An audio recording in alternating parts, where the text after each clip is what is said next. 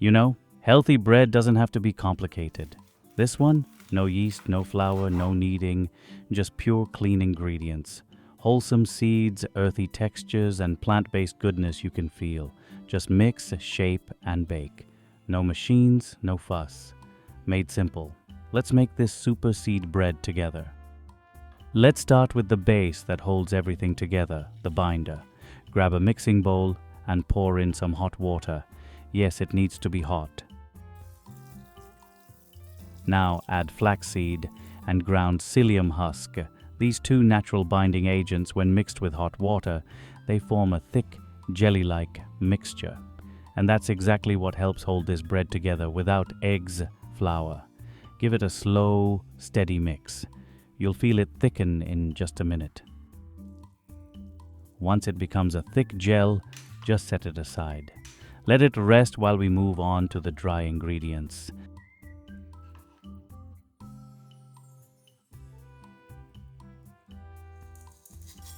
Now, get a big bowl, and this part, it's all about what you love. Add your favorite seeds, but honestly, go with whatever you enjoy.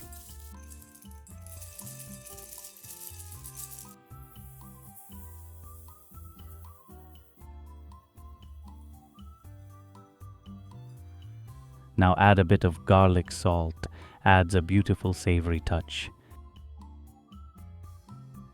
And some dried herbs.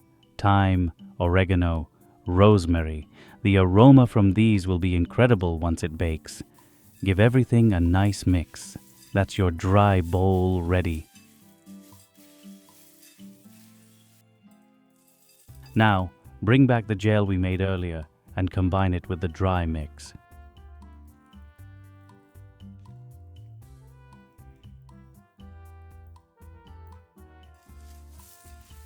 At first it might feel a little strange, but keep going. You'll see it all come together into sticky dough. Now add some extra virgin olive oil.